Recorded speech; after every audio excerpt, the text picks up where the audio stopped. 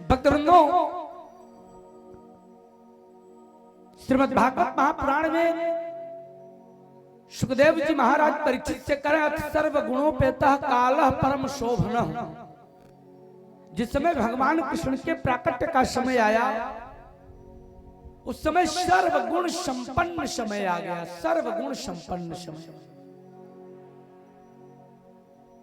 इसका तात्पर्य क्या हुआ? सर्वगुण संपन्न समय आ गया। भगवान जब प्रकट होंगे तो सर्वगुण संपन्न तो समय हो ही जाएगा। जिस समय भगवान पैदा होते हैं वो समय शुभ हो जाता है, अपने आप शुभ हो जाता है। लेकिन इसका मतलब क्या हुआ आपके जीवन से? ये आपको क्या निर्देश दे रहा है? तो यहां पर अथ सर्व गुणोपेतः जो लिखा गया, सुखदेव जी महाराज परीक्षित से कह रहे हैं, यहां कह रहे हैं कि परमात्मा का साक्षात्कार वही कर सकता है जो सर्वगुण संपन्न हो। अवगुणी व्यक्ति परमात्मा का साक्षात्कार नहीं कर सकता। इसलिए लिखा अथ सर्वगुणोपेतः। दूसरा,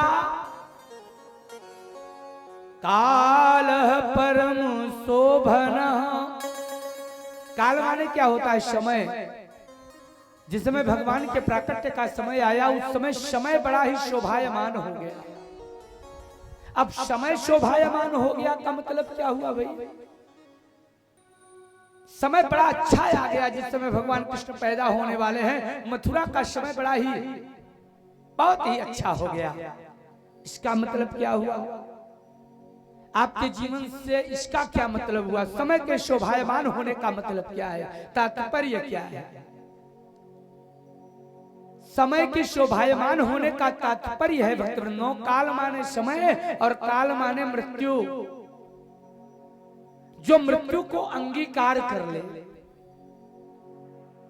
जो मृत्यु से भयभीत न हो, वही परमात्मा का दर्शन कर सकता है। पहला, अति सर्वगुणोपेतः अब कालः परम शोभन। पहला तो आपको गुणवान बनना पड़ेगा अगर भगवान का दर्शन करना चाहते हो। तब इतना सरल नहीं है जितना सरल समझते हो आप। किसकी तरह? माताओं बहनों, मीरा की तरह। ये कलयुग की भगत है मीरा। दूसरे, आप लोगों को सर्वगुण संपन्न बनना पड़ेगा तुलसी, रहीम, कबीर, सूरदास की तरह। ये सारे के सारे भगत कलयुग के भगत हैं। दूसरा, सर्वगुण संपन्न के बाद समय आता है समय बड़ा ही शोभायमान हो गया, यानी मृत्यु को अंगीकार कर लेना। जो डरा सो मरा। भय में जीने वाला व्यक्ति परमात्मा का साक्षात्कार नहीं कर सकता। अगर परमात्मा का साक्षात्कार करना है तो मृत्यु से डरना नहीं है। किसकी तरह? महाराज ध्रुव की तरह, महाराज प्रहलाद की तरह। तमाम भगत हैं। मीरा की तरह। मीरा मृत्यु से डरी, दे दिया सासू माँ ने विष डाल करके पी लिया। सोच लीजिए आप लोग। तो जो डरा सो मरा। भय में जीने वाला व्यक्ति परमात्मा का साक्षात्कार नहीं कर सकता। इसलिए यहाँ पर लिखा आधी अर्धाली में कालः परम शोभन। काल माने समय। अनुवाद अगर जानना चाहते हो तो समय बड़ा ही शोभायमान हो गया जब भगवान कृष्ण पैदा होने वाले थे। लेकिन वास्तविक में इसका तात्पर्य हुआ मृत्यु को अंगीकार कर लेना, मृत्यु से भय रहित हो जाना, मृत्यु से नहीं डरना। तभी परमात्मा का साक्षात्कार हो सकता है। प्रहलाद जी को देखो, एक तरफ डरा रहा है, धमका रहा है हिरण्यकश्यप, लेकिन वो डरे नहीं। यहां तक कि होलिका उसकी बुआ, प्रहलाद जी की बुआ, लेकर के प्रहलाद जी को चिता पर बैठ गई, स्वयं भस्म हो गई प्रहलाद जी जस के तक। तो जो डरता है वो परमात्मा का दर्शन नहीं कर सकता। इसलिए भय का परित्याग करना होगा अगर परमात्मा दर्शन करना है तो। आगे बढ़िए, और लक्षण बता रहा हूं आपको परमात्मा दर्शन करने का तरीका। यार हो बाजन जन्म रक्ष अशांत रक्ष ग्रह तारकम। जिस समय भगवान के प्राकट्य का समय आया, उस समय मथुरा के इर्द गिर्द या पूरे ब्रह्मांड का कह लीजिए, नक्षत्र कौन सा था? बड़ा शुभ नक्षत्र रोहिणी नक्षत्र। रोहिणी नक्षत्र का स्वामी होता है शुक्र। ज्योतिष शास्त्र की बात है इसलिए बता दे रहा हूं। रोहिणी नक्षत्र का स्वामी शुक्र ग्रह है। एक चीज और बताऊंगा आपको, रोहिणी नक्षत्र अर्थात जिस समय भगवान पैदा हो रहे हैं उस समय वृक्ष राशि का चंद्रमा, वृक्ष राशि का स्वामी शुक्र। शुक्र सौम्य ग्रह है, क्रूर ग्रह नहीं है। शनि, मंगल, राहु, केतु, सूर्य और पापी चंद्रमा, क्षीण चंद्रमा को पापी संज्ञा दी जाती है ज्योतिष शास्त्र में। तो ये सारे के सारे ग्रह नक्षत्र जितने हैं, ये जितना मैंने अभी नाम लिया, ये सब के सब पापी ग्रहों की संज्ञा में आते हैं। लेकिन शुक्र, बृहस्पति, बुध, पूर्ण चंद्रमा ये सब सौम्य ग्रह हैं। तो आज जिस नक्षत्र पर भगवान कृष्ण पैदा हो रहे हैं उस समय चंद्रमा रोहिणी नक्षत्र के पास था। मेरे मन में विचारा रोहिणी के पास ही क्यों गया चंद्रमा? भागवत जी में आपको नहीं मिलेगा ये बात। रोहिणी नक्षत्र, वैसे मैं आपकी जानकारी के लिए बताऊं, चंद्रमा को 27 पत्नियां हैं। अश्विनी, भरणी, कृतिका, रोहिणी से लेकर रेवती पर्यंत ये चंद्रमा की 27 पत्नियां हैं। अब आपके मन में आता होगा कि चंद्रमा एक पत्नी के साथ कितने टाइम बिताता होगा, तो लगे हाथ ये भी बता दे रहा हूं ज्योतिष शास्त्र की बात। 64 घटी से ज्यादा और 54 घटी से कम नहीं रहता ये एक पत्नी के पास। इस प्रकार से हर पत्नी के पास 27 दिन में पहुंच जाता है ये चंद्रमा। भक्तवृंद, तो आज पत्नियां कितनी भी हो, किसी भी पुरुष के पास पत्नी कितनी, भगवान कृष्ण के पास 16,108 पत्नियां होने वाली हैं, आप लोगों ने सुना होगा। लेकिन महाराज दशरथ के पास 3 पत्नियां, कौशल्या, सुमित्रा, कैकेयी। लेकिन पत्नी कितनी भी हो, लेकिन एक पत्नी सबसे ज्यादा प्रिय होती है। एक पत्नी सबसे ज्यादा प्रिय होती है। भगवान कृष्ण की सबसे परम प्रिय पत्नी रुक्मिणी जी हैं। भैया महाराज दशरथ की सबसे प्रिय पत्नी कैकेयी जी है। तो चंद्रमा की सबसे प्रिय पत्नी रोहिणी है, इसलिए चंद्रमा रोहिणी नक्षत्र पर पहुंच गया था। एक तर्क ये भी है, जब भगवान के जन्म का समय आया, इसका मूल बात ये होता है, आदमी कितना भी दुखी हो, कितना ज्यादा, कितना बड़ा टेंशन हो, लेकिन जब वो अपनी प्रियतमा के पास पहुंच जाता है तो उसका टेंशन दूर हो जाता है, आधा टेंशन दूर हो जाता है। और चंद्रमा मन का कारक ग्रह है। वेद कहता है, वेद में आया हुआ है, वेद क्या कहता है? चंद्रमा मनुष्यो जात चक्षु सूर्यो अजायतो श्रोताद्वायुष्य प्राणस्य मुखादग निर्जायत। हे भैया, वास्तविक रूप में इस ब्रह्मांड में चंद्रमा मन है और आपके शरीर रूपी ब्रह्मांड में चंद्रमा कौन है? मन। तो मन का शांत होना बहुत आवश्यक है। जिस समय अगर परमात्मा का आप लोगों को साक्षात्कार करना है तो मन को शांत बनाना होगा।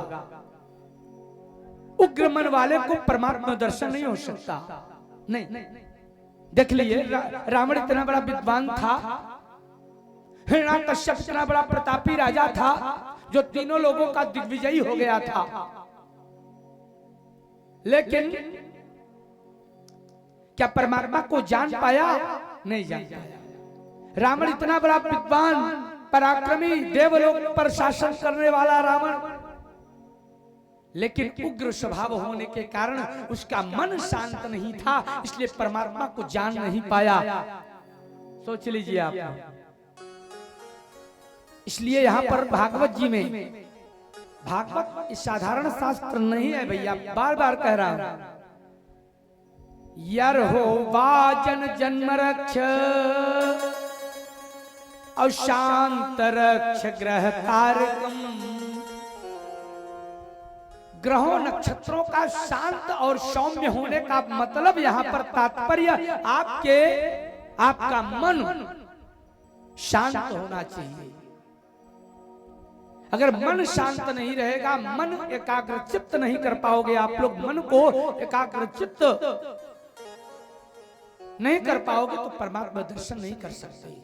यहाँ पर यही तात्पर्य बताया जा रहा है। आगे बढ़िए, देखिए the climate of the Mathura Vrindavan, जहां पर कृष्ण का बर्थ प्लेस है, मतलब जन्म स्थान। भक्तों, दिशा प्रसेतुर्गगनम और निर्मलो डुगड़ोदयम मही मंगल भूयिष्ठ पुरग्राम ब्रजाकरा। अगर अनुवाद सुनना है, गीता प्रेस गोरखपुर की जो कहानियां लिखी गई हैं, कथा, तो उस कहानी का पहले अर्थ बताऊंगा, फिर उसका तात्पर्य आपको बताऊंगा, इसका मतलब आपके जीवन से क्या मतलब है। कथा का जीवन जीने की कला सिखाऊंगा आपको, आर्ट ऑफ लिविंग।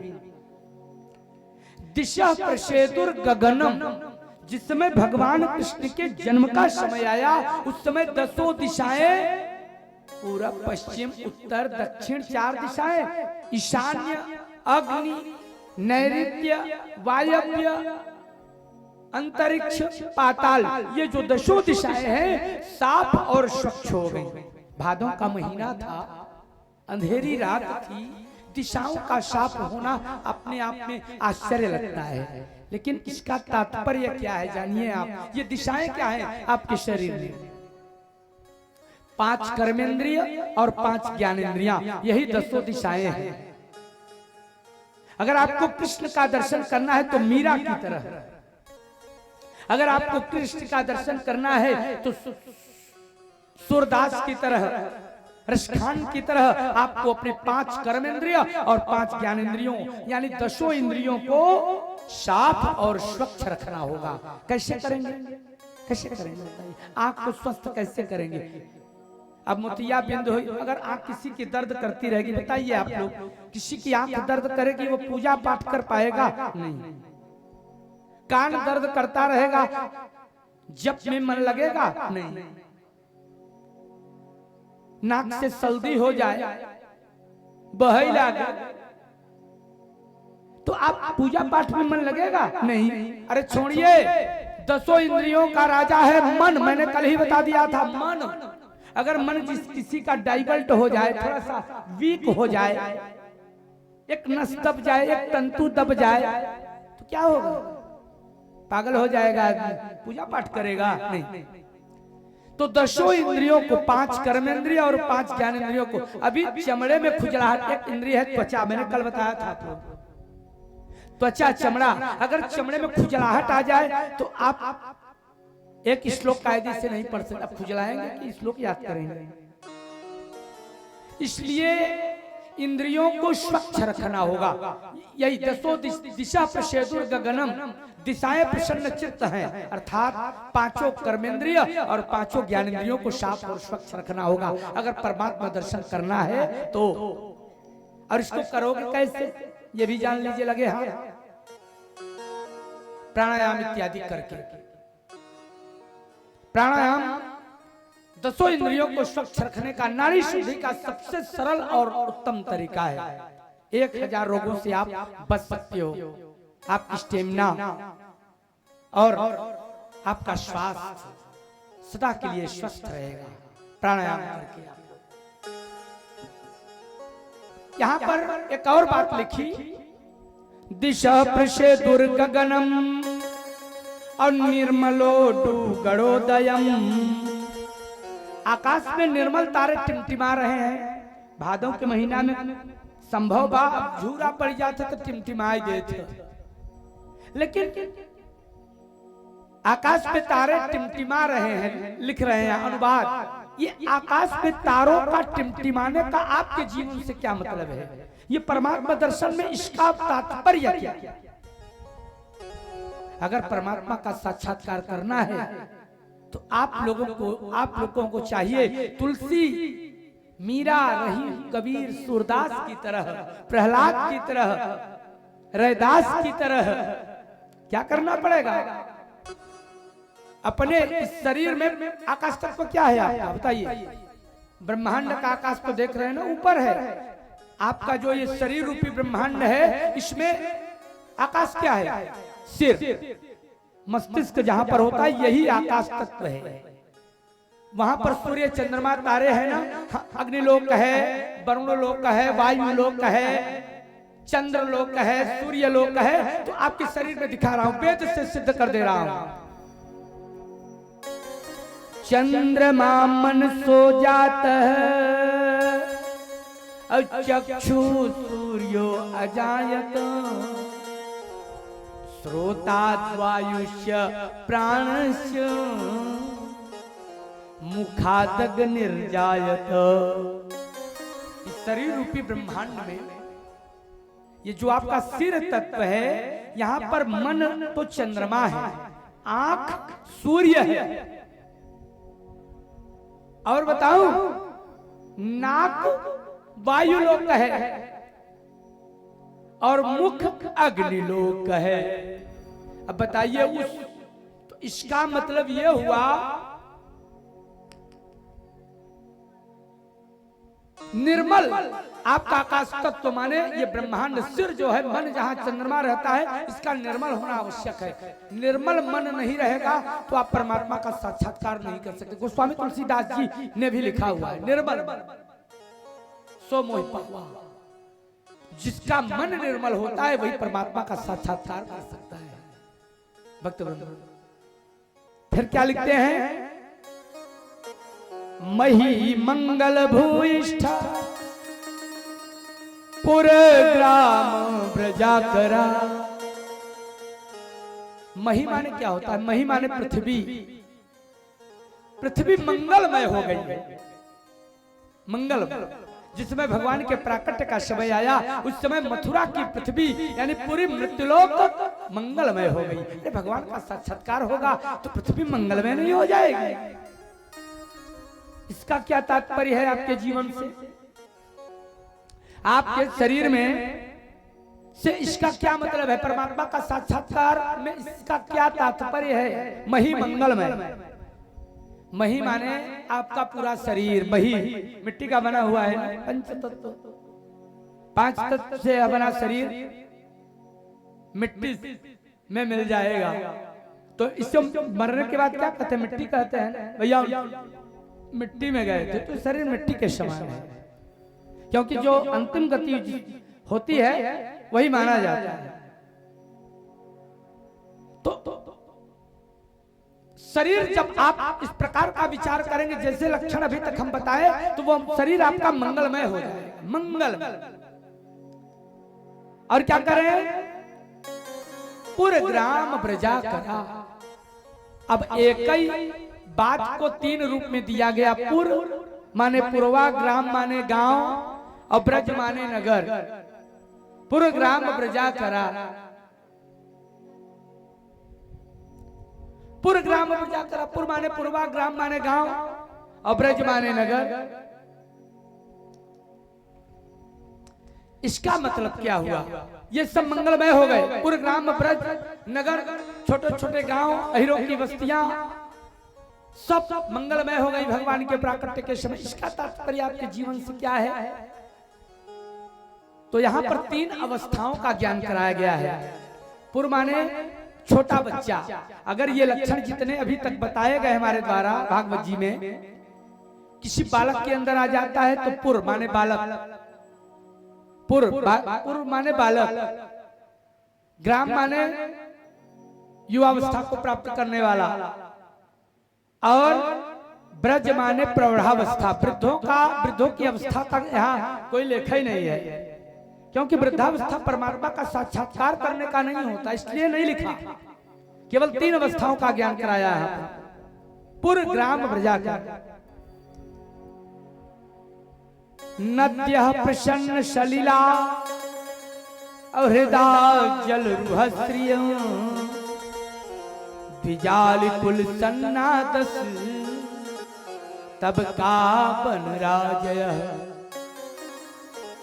नद्यः प्रसन्न सलिला,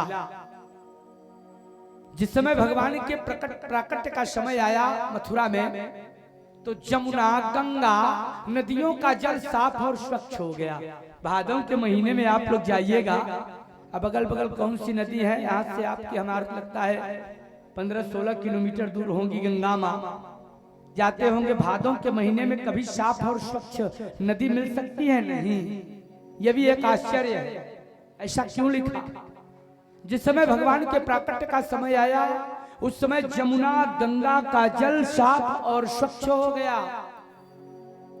यहाँ पर नदियों के जल को साफ और स्वच्छ बताने का क्या अभिप्राय है, क्या मतलब है, क्या तात्पर्य है, तो इसको भी सुन लीजिए।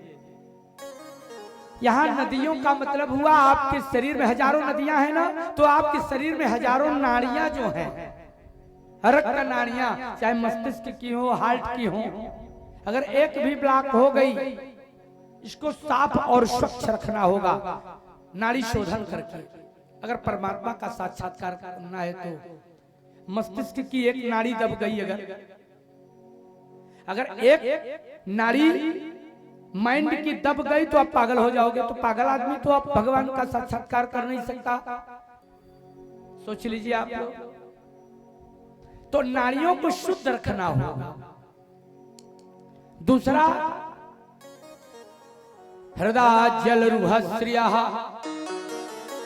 हृदय माने सरोवर, सरोवर में कमल खिल उठे।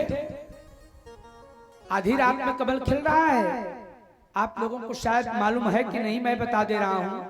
कमल तभी खिलता है जब उस पर सूर्य का प्रकाश पड़ता है, और भादों के महीने में अंधेरी रात में, अष्टमी की रात है, चंद्रमा भी नहीं निकले हैं, सूर्य की बात छोड़ दो, तो कमल कैसे खिला? इसका मतलब, इसका तात्पर्य कुछ अलग होगा, इसका मतलब कुछ और है। भागवत दर्शन क्या कहता है? परमात्मा के साक्षात्कार कराने में इसका तात्पर्य क्या है? हृदय जल रुहस्य, अर्थात हृदय रूपी सरोवर में भक्ति रूपी कमल खिल उठा, तभी परमात्मा का साक्षात्कार आप लोग कर सकते हो। हृदय रूपी सरोवर में भक्ति रूपी कमल जब खिल जाएगा, तभी परमात्मा का साक्षात्कार हो सकता है। तात्पर्य, द्विजाल कुल सन्नादस तबका बन राजे। भक्तवृंदों, रंग बिरंगे पुष्पों से वृक्ष लद गए,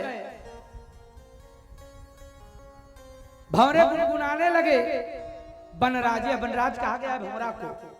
तो आपके शरीर में भंवरा क्या है? भंवरे का तात्पर्य क्या है? आपके जो पुष्प खिलने का यहाँ विधान बताया जा रहा है कि भगवान जिस समय प्रकट हुए, पैदा हुए, उस समय मथुरा के इर्द गिर्द रंग बिरंगे पुष्प खिल गए। इसका मतलब सुंदर सुंदर विचार उत्पन्न हो जाना आपके मन में, सुंदर सुंदर विचार, कुविचार नहीं। जब जब मनुष्य के अंदर सुंदर विचार, केवल पॉजिटिव होना शुरू हो जाता है, नेगेटिव नहीं। आपके शरीर में 2 प्रकार, मुरझाया हुआ फूल अर्थात नकारात्मकता का प्रतीक, नेगेटिव पर्सन हो जाओगे आप लोग। आपको सकारात्मक बनना पड़ेगा अगर परमात्मा दर्शन करना है तो। केवल ये नहीं कि अरे पूजा तो बहुत करते हैं, पता नहीं भगवान की कृपा हुआ कि नहीं। अरे निगेटिव तो पहले हुआ, तो भगवान की कृपा कहां से होगी? अगर आप थोड़ी भी पूजा करते हो उतने में ही मान लो कि मैं बहुत पूजा कर रहा हूं, लेकिन सकारात्मक बनो, पॉजिटिव विचार रखो। तो यहां पर सकारात्मक विचारक बनना पड़ेगा, विचारवान बनना पड़ेगा आपको, अगर परमात्मा का दर्शन करना है। यह तात्पर्य कहता है। बनराज वहां भौरा गुनगुना रहा था मथुरा में, पक्षी चहक रहे थे, कोयल कुहू कुहू कर रही थी। भैया शरद पूर्णिमा को तो मैंने सुना था, शरद पूर्णिमा की रात्रि में कोयल कुहू कुहू करती है। शरद पूर्णिमा अर्थात कुआर मास की पूर्णमासी, इस दिन तो मैंने सुना है कि पक्षी का चहकना, कलरव करना, भौरे का गुनगुनाना। लेकिन भादों के अंधियरिया में तो केवल एक ही ठू दिखा था, वह रीमा हो जो जलत रहता है, जलत चलता रहता है।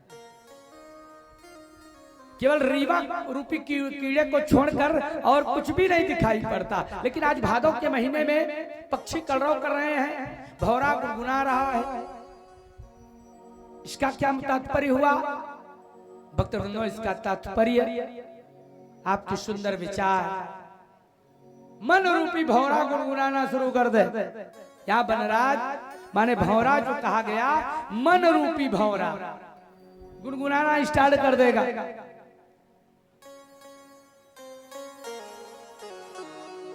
बबहु वायु सुख स्पर्श पुण्य गंध वह शुचि अग्नयश्च जाति नाम शांतास्तत्र शमिंधत। एक आश्चर्य और लिखा, जिस समय भगवान के प्राकट्य का समय आया, भगवान कृष्ण अवतरण लेने वाले थे, उस समय ववौ वायु, वायु माने हवा, 3 प्रकार की वायु बहने लगी। वो कौन 3 प्रकार की वायु है भैया? शीतल, मंद और सुगंध। इससे पवित्र और कोई वायु नहीं हो सकती। शीतल, मंद, सुगंध, त्रिविध बयारी, 3 प्रकार की वायु बहने लगी जिस समय भगवान प्रकट हुए। भैया अब इसमें ये शीतल, मंद, सुगंध, त्रिविध बयारी, पवित्र, पुण्य गंधा वह शुचि, और वातावरण में मानो किसी ने इंपोर्टेड परफ्यूम छिड़क दिया हो। पुण्य गंधा माने सुगंधित वायु, सुगंधित वायु। इस सुगंधित वायु का मतलब क्या हुआ भाई? सुगंधित वायु का मतलब आपके द्वारा किए गए कार्यों का कीर्ति फैल जाना। कीर्ति, 2 प्रकार की वायु आप कर सकते हैं जगत के लिए, एक कीर्ति, दूसरी अपकीर्ति। आपके द्वारा किए गए कार्य आपकी वायु रूपी कीर्ति के द्वारा जनमानस को सुगंध पहुंचा रहा है। अरे भैया किसी का लड़का अगर IAS हो गया, डॉक्टर हो गया, इंजीनियर हो गया, तो किसी को देगा नहीं 1 रुपए, लेकिन लोग कहेंगे अरे फलाने का लड़का भैया डॉक्टर हो गया, इंजीनियर हो गया। माने कीर्ति फैल जाना आपके द्वारा। कीर्ति वही हवा है, वायु है, कीर्ति का फैलना। आज बिना लकड़ी डाले अग्नेयश्च द्विजाति नाम शांतास्तत्र शमिंधत।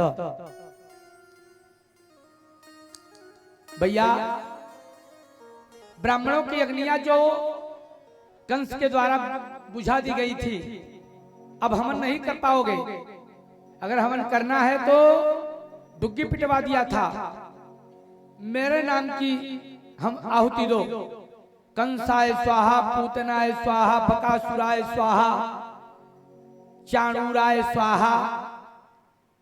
ब्राह्मण लोग सोचे कि इन राक्षसों के नाम की आहुति देने से अच्छा है आहुति ही मत दो। क्या किया?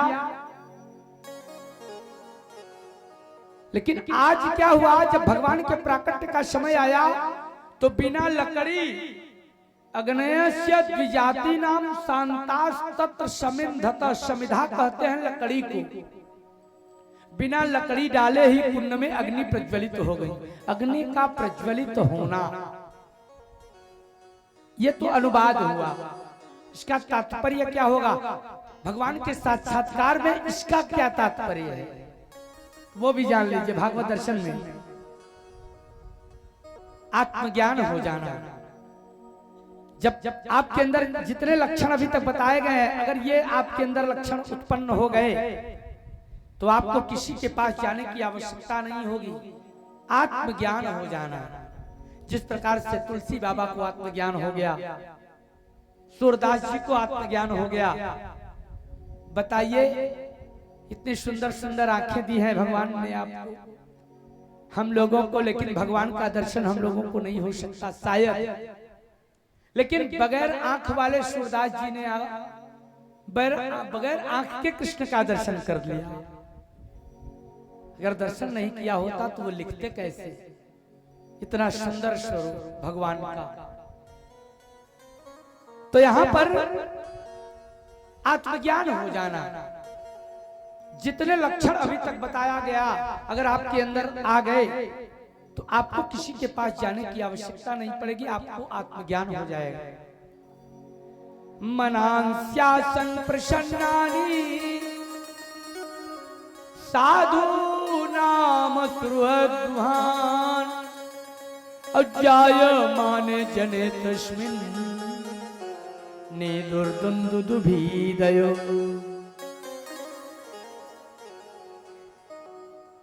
जब इस प्रकार का वातावरण होने लगा तो संत पुरुष प्रसन्न हो गए, असुरों की बढ़ती न हो, अब उनका मन प्रसन्नता से भर गया। जिस समय भगवान के आविर्भाव का समय आया, स्वर्ग में देवताओं की दुदुम्बियां अपने आप ही बजने लगी, दुदुम्बी बजने लगी आकाश में भगवान के प्राकट्य के समय। जगो किन्नर गंधर्वा तुष्टुवः सिद्ध चारणा विद्याधर नृप्तो अप्सरो भी समं तदा। ये दुदुम्भी बजने का मतलब समझ रहे हैं? जब आप जितने लक्षण अभी तक बताया हुआ हो, ये लक्षण आपके अंदर और ऐसे कार्यों को करना आप शुरू कर देंगे तो फिर आपको सप्तमी और बृहस्पति और प्रदोष रहे की आवश्यकता न है। देवताओं की कृपा अपने आप हो जाए, फिर आपको नवग्रह शांति कराने की इच्छा नहीं होगी, नवग्रह शांति कराने की जरूरत नहीं पड़ेगी।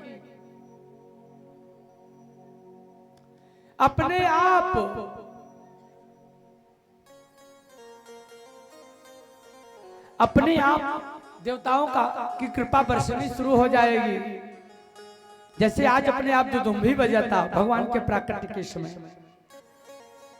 विद्याधरियां नाचने लगी, सिद्ध चारण गंधर्व स्तुति करने लगी, अप्सराएं नृत्य करने लगी। मुमुचुर मुनियो देवा सुमनांसी मुदान्विता मंदम मंदम जलधरा जगर जगर सागर। हे भैया, देवता लोग फूलों की वर्षा करना शुरू कर दिया, कृपा बरसाने लगे। अभी देखिए, अभी आकाश निर्मल था, अब कह रहे हैं मंदम मंदम जलधरा जगर जगर सागरम। सागर से बादल आया और बादल आकर के टिप टिप की बारिश करा, मंद मंद टिप टिप, मूसलाधार बारिश नहीं। इसका मतलब आप भावुक होकर करुणता का रूप बना ले, भक्ति में करुण हो जाना, करुण हो जाना, रोने लगना, अश्रुधारा बहने लगना। कभी कभी ऐसा होता है ना, भक्त कभी रोना शुरू कर देता है, कभी हंसना शुरू कर देगा। इसका तात्पर्य यही हुआ, मंदम मंदम जलधरा जगर जगर सागरम। भक्त वृंदों बादल नहीं दिखाई पड़ रहा है, लेकिन टिप टिप की बारिश होने लगी, अर्थात अश्रुधारा। निशीथे तमउद्भूते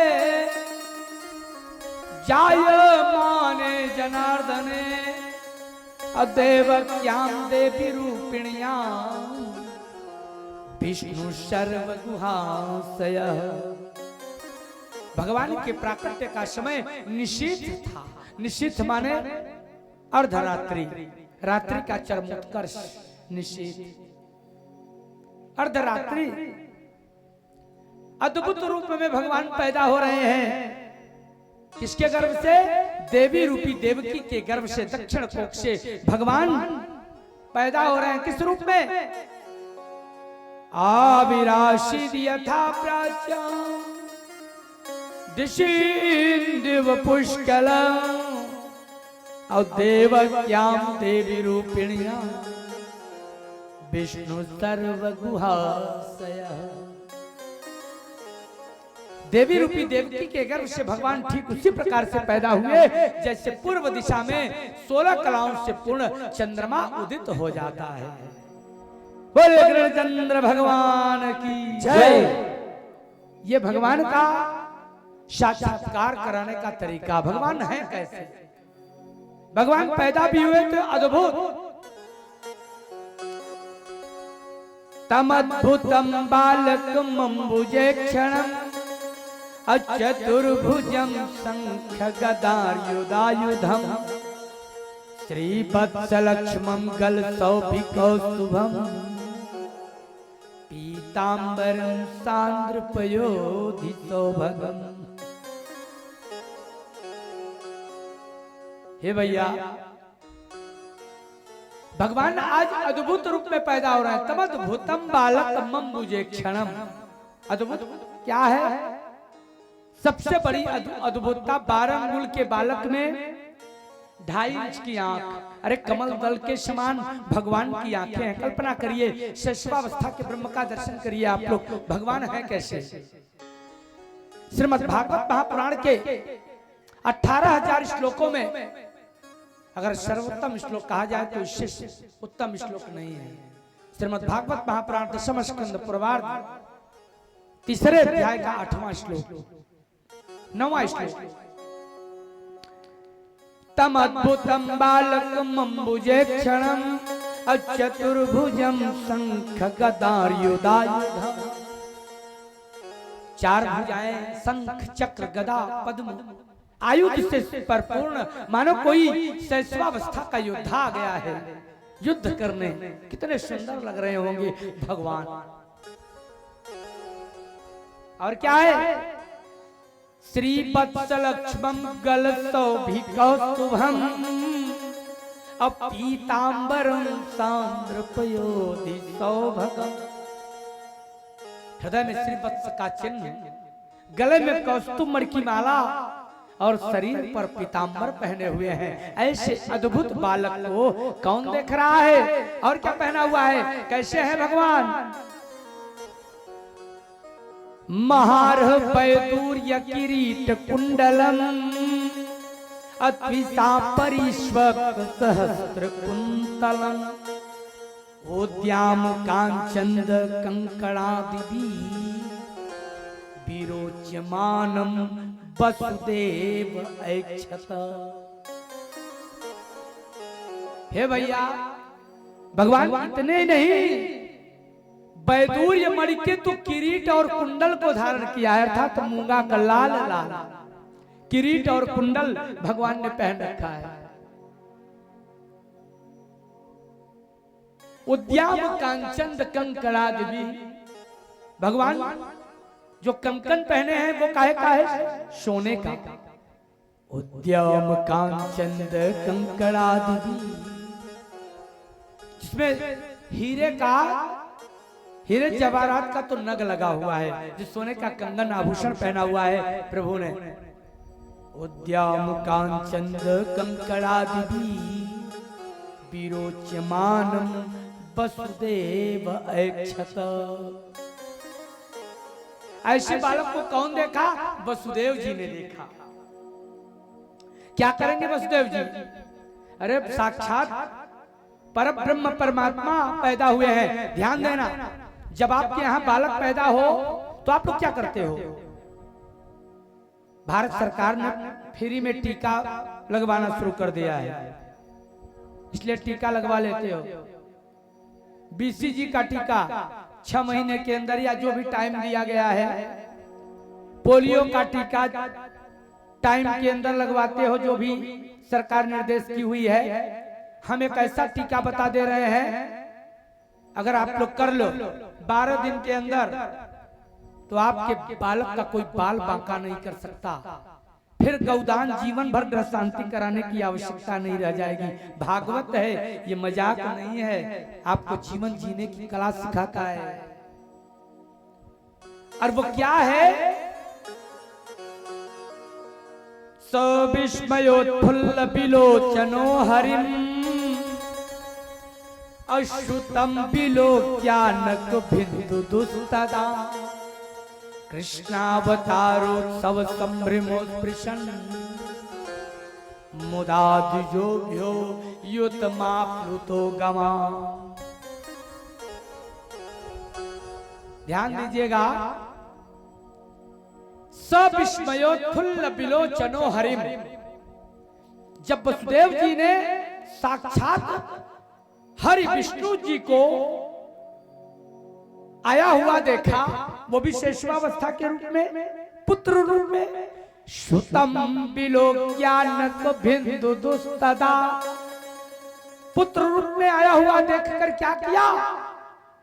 कृष्णावतारोत्सव संभ्रमोत्पृशन, कृष्णावतार के उत्सव में विचार कर क्या दान किया? मुदा द्विजोभ्यो युतमाप्लुतो गवा, मानसिक दान कर दिया कि अभी तो जेल खाने में हूं, लेकिन जब मुक्त हो कभाऊं तो 10,000 गायन के सींग में सोना या चांदी मिलवा कर मुदा द्विजोभ्यो, द्विजोभ्यो शब्द माने ब्राह्मणों को, हजारों ब्राह्मणों को दान कर दूंगा। गोदान कर दिया, मानसिक दान। तो ध्यान रहे, अगर आप लोगों को अपने बच्चे को सुरक्षित करना है तो जब पैदा हो माता पिता को चाहिए, इस पे पिता का काम, क्योंकि माता तो पीड़ित रहती है प्रसव पीड़ा से, वो नहीं काम कर पाएगी, लेकिन पिता कर सकता है। केवल मानसिक रूप से आप संकल्प कर दीजिए कि हमारा बच्चा सुरक्षित रहे भगवान। मैं जब भी इस सूतक से बने 10वें कुल शुद्धि से आता है, जनना शौच हो चाहे मरना शौच हो, 10 दिन के बाद आप पवित्र हो जाते हैं।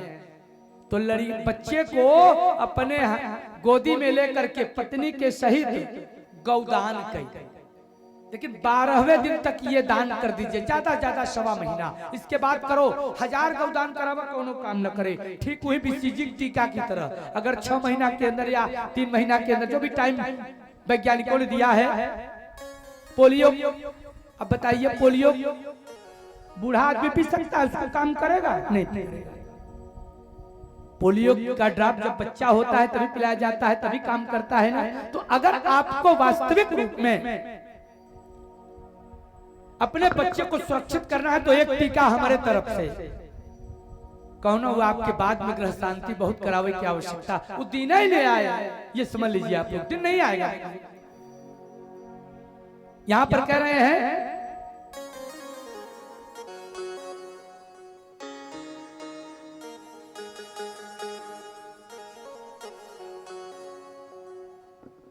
तो यहां पर दान 3 प्रकार से किया जाता है, मनसा, वाचा और कर्मणा। मानसिक, वाचिक और शारीरिक।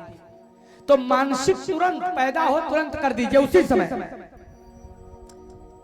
हे परमात्मा मेरा बच्चा सुरक्षित रहे, मैं जब भी शूदक से मुक्त हो जाऊंगा तो बच्चे को लेकर गोदान करूंगा।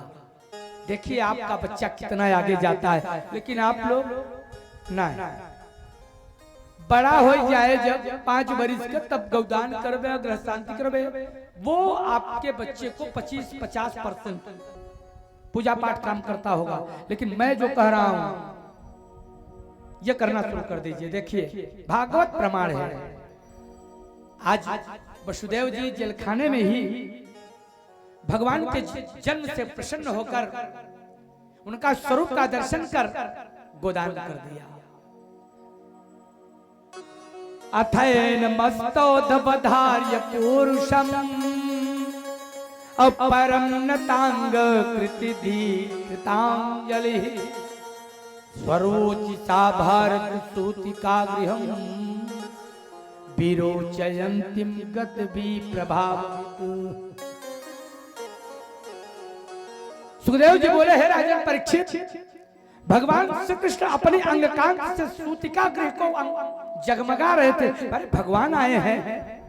पूरा सूतिका गृह प्रकाशमान हो गया था। ज्ञान पुंज, जब ज्ञान अवतरित हो जाता है किसी के अंतर मन में तो वो उसका तेज सर्वत्र प्रकाशमान कर देता है। ठीक उसी प्रकार से जैसे एक दीपक अंधेरे कमरे को प्रकाशित कर देता है।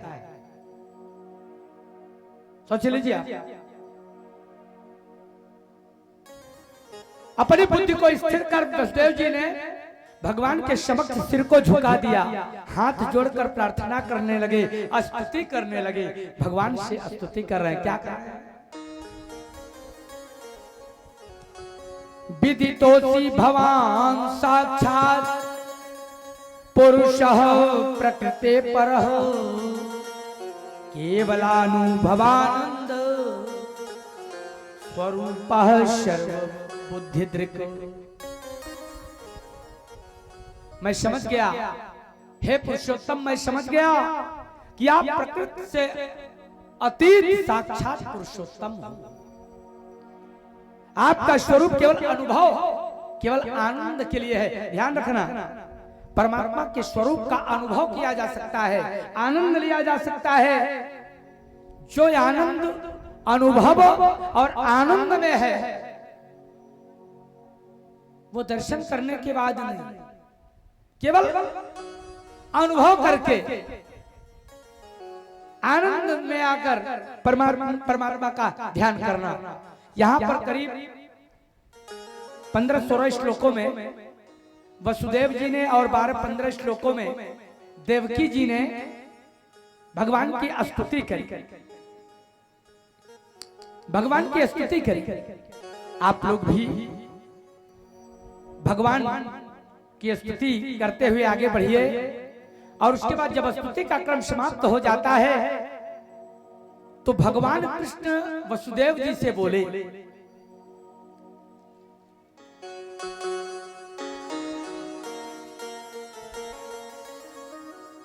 त्वमेव पूर्व सर्गे भू प्रश्नि स्वायं भुवेशति तदायं श्रुतपानामो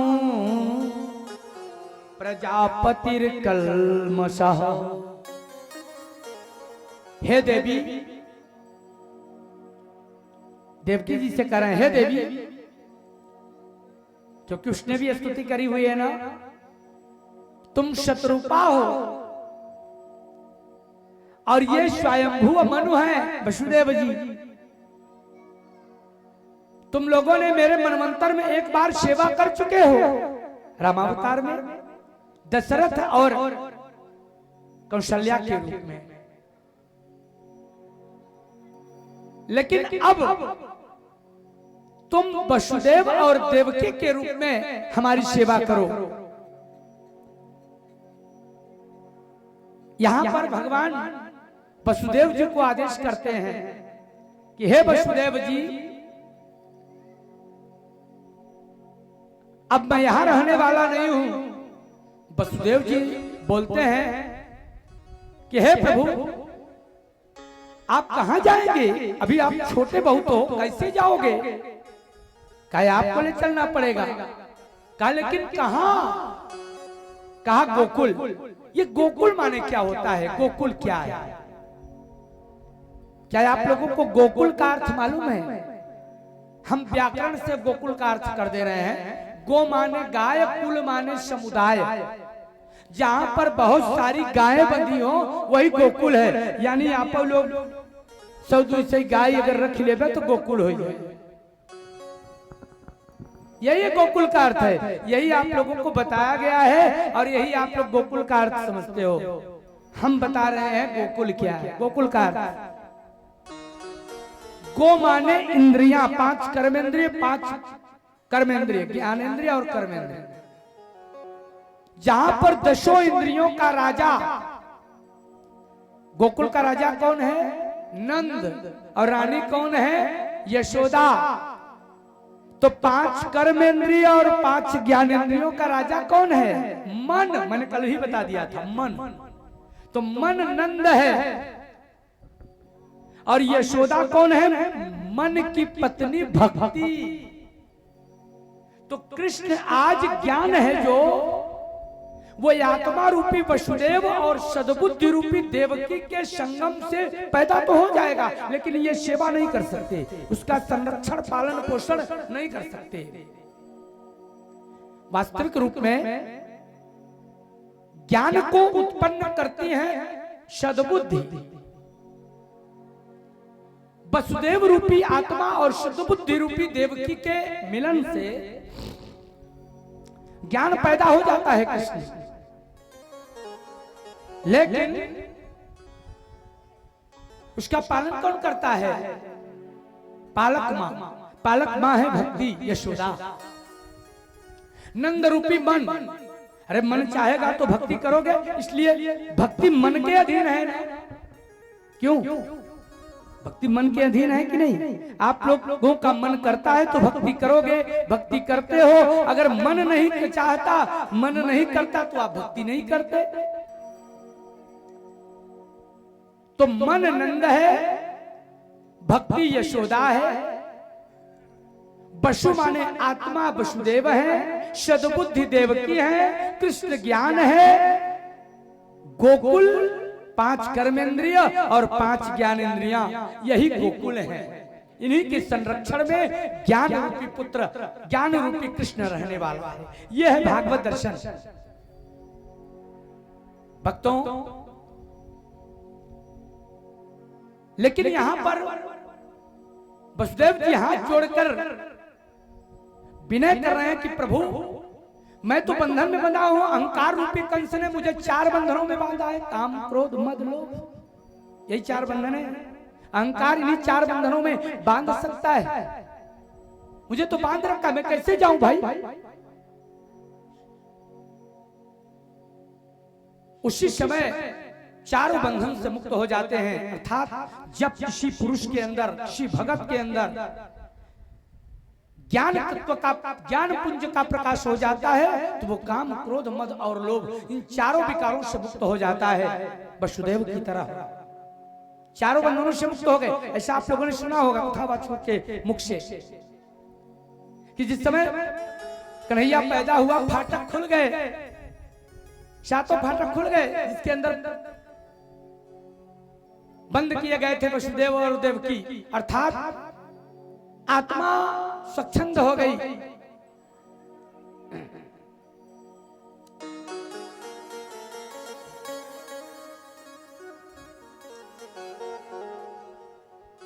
ज्ञान रूपी कृष्ण को वसुदेव जी लेकर चल देते हैं। कहां? गोकुल, जहां के राजा नंद जी हैं, अर्थात मन और यशोदा रूपी भक्ति के पास। ज्ञान यही चाहता है कि मुझे पहुंचा दीजिए भक्ति के पास, मेरी सेवा वही कर सकती हैं, आप मेरी सुरक्षा नहीं कर पाओगे। देवकी न चाहते हुए भी अहंकार के डरवश कोई अपने संतान को देना चाहता है, नहीं देना चाहता। लेकिन आज न चाहते हुए भी वसुदेव जी के हाथों में देकर भक्ति रूपी यशोदा और मन रूपी नंद के पास 5 कर्मेंद्रियों, 5 ज्ञानेंद्रियों स्वरूप गोकुल के लिए भेज देती हैं। उस ज्ञान पुंज को अपने सिर पर लेकर वसुदेव जी चल देते हैं। तो सबसे पहले नदी पड़ती है जिसका नाम है जमुना। ये जमुना क्या है? आपके जीवन में जमुना, आपके शरीर में जमुना क्या है? जमुना पड़ी हुई है। जमुना जी में वसुदेव जी घुसे हुए हैं, पार किए हुए हैं कन्हैया को लेकर। एक ऐसी नदी जो है तो बहुत गहरी, लेकिन उसमें आप डूब नहीं सकते। भक्तवृंदों, और वह नदी का नाम है यमुना रूपी भाव। भाव रूपी नदी में कृष्ण रूपी ज्ञान को लेकर आत्मा रूपी वसुदेव पार कर रहा है, क्योंकि गोकुल और मथुरा के बीच में ये भाव रूपी नदी अर्थात यमुना बह रही है, पार तो करना पड़ेगा। जब लेकर जा रहे हैं तो भाव बनेगा कैसे? अगर आपको पार पाना है तो भाव बगैर पार नहीं पा सकते। सुना होगा कि भाव इतना बढ़ गया कि वसुदेव जी के नाक तक जल आ गया, फिर भगवान के चरणों का स्पर्श हुआ, नदी घट गई। तो वो भाव बढ़ा कैसे? आइए हम भाव बढ़ाने का तरीका बताएं।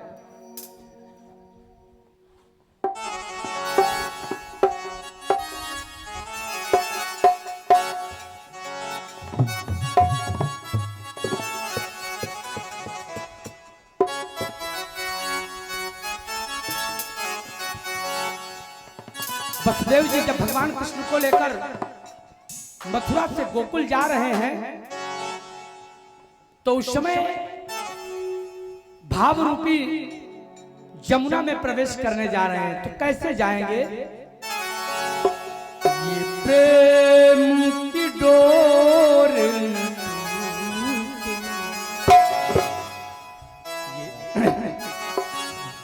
ये प्रेम की डोर जगदम्ब तेरे चरणों, ये प्रेम की डोर न टूटे, जगदम्ब तेरे चरणों में, ये प्रेम की डोर न टूटे, जगदम्ब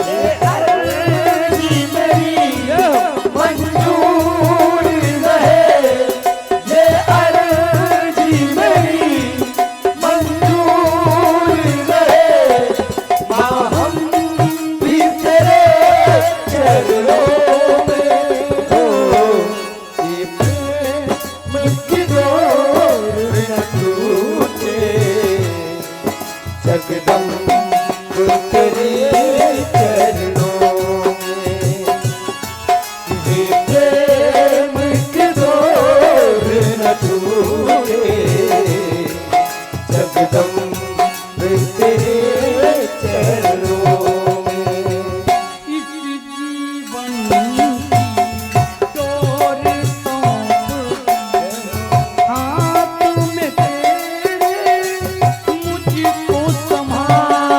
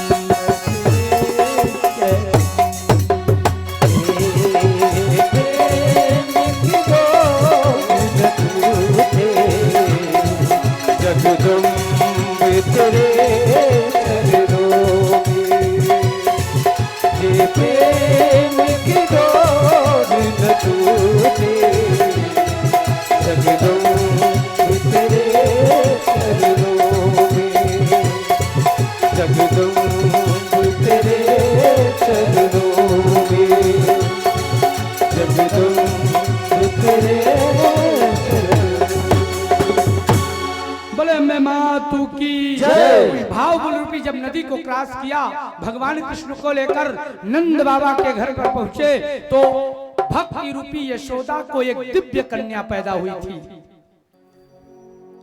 जिसे आप योगमाया के नाम से जानते हो। तो योगमाया किसकी पुत्री है? भक्ति की। और भगवान कृष्ण सद्बुद्धि रूपी देवकी की।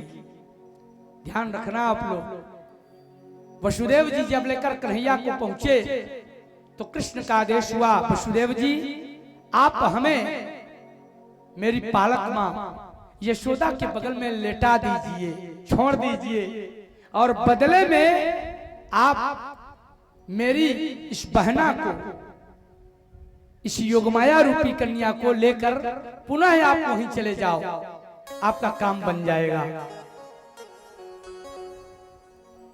मां को लेकर जगदम्बा कह लीजिए, शीतला कह लीजिए, वैष्णवी कह लीजिए, इंदेश्वरी कह लीजिए, और सबसे बड़ी अष्टभुजी महारानी जो योगमाया है।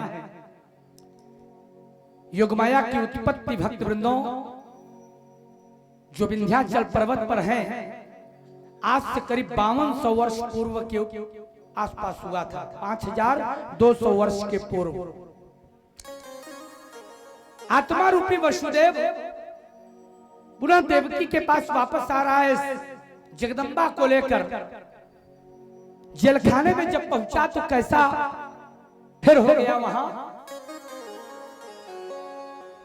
बहिरंतर पुर द्वार सर्वा पूर्व पदावृता ततो बाल ध्वनिं श्रुत्वा गृहपाला समुत्थिता।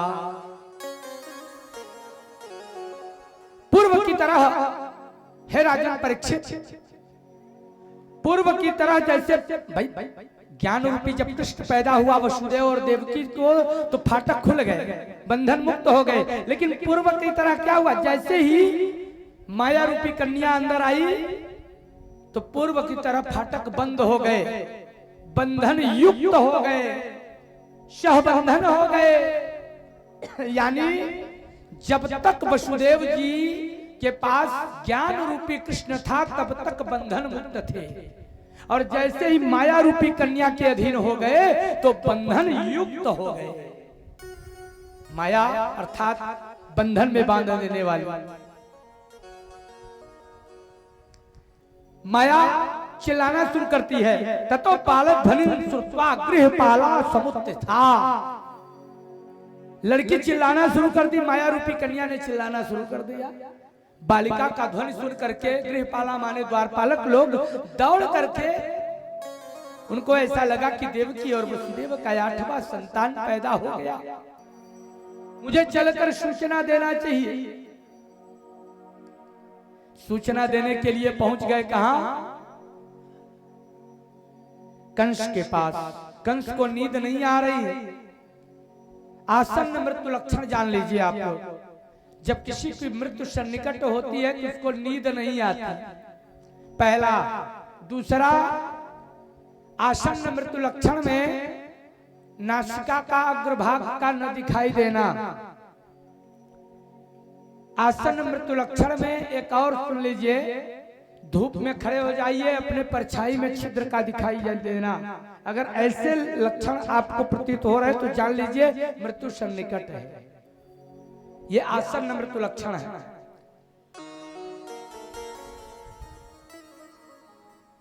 आजकल भयभीत इतना है कंस कि नंगी तलवार, म्यान से निकली हुई तलवार को हाथ में लेकर सोता है, लेटता है। नींद कहां आ रही है? गृहपालक लोग माने द्वारपालक लोग दौड़ कर जाते हैं, राजन राजन देवकी और वसुदेव का 8वां संतान इस संसार में आ गया है। दौड़कर कंस जाता है, चल देता है, हाथ में तलवार लिए फाटक खुलवाया, 7 फाटक खुलवाकर अंदर गया।